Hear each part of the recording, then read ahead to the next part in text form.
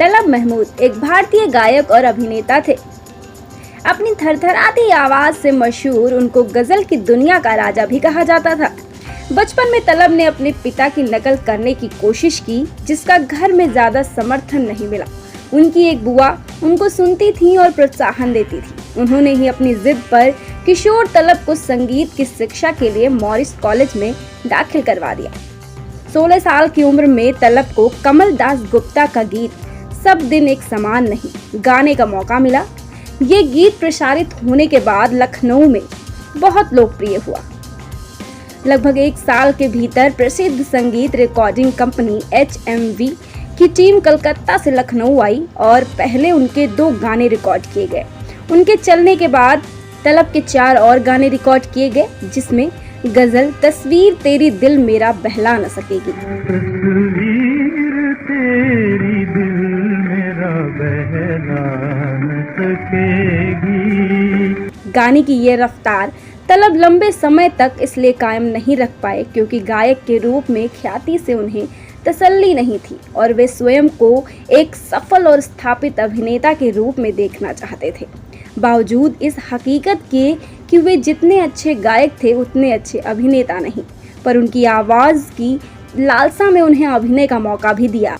दूसरे विश्व युद्ध के समय उन दिनों में पार्श्व गायन का शुरुआती दौर था। अधिकतर अभिनेता अपने गाने खुद गाते थे। कुंदन लाल सहगल की लोकप्रियता से प्रेरित होकर तलब भी गायक अभिनेता बनने के लिए सन 1944 में कलकत्ता जा पहुंचे, जो उस समय इन गतिविधियों का प्रधान केंद्र था। लगभग उसी समय जब कुंदन लाल सहगल कलकत्ता छोड़कर मुंबई थे। कलकत्ता में संघर्ष के बीच तलब की शुरुआत बांग्ला गीत गाने से हुई।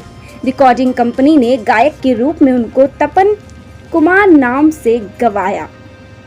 तपन कुमार के गाए 100 से ऊपर गीत रिकॉर्डों में आए। न्यू थिएटर्स ने 1945 में बनी राजलक्ष्मी में तलब को नायक गायक बनाया। संगीतकार रॉबिन चटर्जी के निर्देशक में इस फिल्म में उनके गाए जागो मुसाफिर जागो ने भरपूर सराहना बटोरी। उत्साहित होकर वे मुंबई जाकर अनिल विश्वास से मिले। अनिल दा ने ये कहकर लौटा दिया कि अभिनेता बनने के लिए वे बहुत दुबले हैं।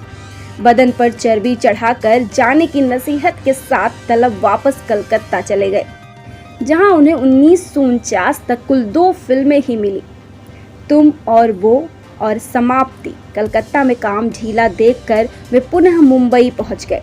अब की बार अनिल विश्वास ने उन्हें फिल्मिस्तान स्टूडियो की फिल्म आरजू में पर्दे के पीछे से गाने का मौका दिया।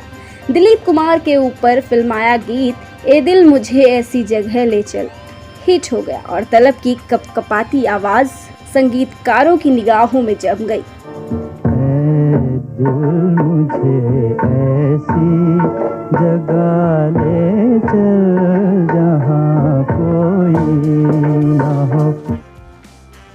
1950 में बाबुल के लिए तलब को एक बार फिर दिलीप कुमार के लिए उन्हें गाने का मौका मिला। इस बार नौशाद के हाथों इसी फिल्म का गीत मिलते ही आंखों दिल हुआ दीवाना किसी का हिट हुआ और तलब महमूद तथा शमशाद बेगम की आवाज़ पसंद की गई। उसी वर्ष तलब ने विभिन्न संगीतकारों की धुनों पर कुल 16 गाने गाए और 50 के दशक के पूर्वार्ध में तलब की आवाज़ गूंजती रही। मेहरबाना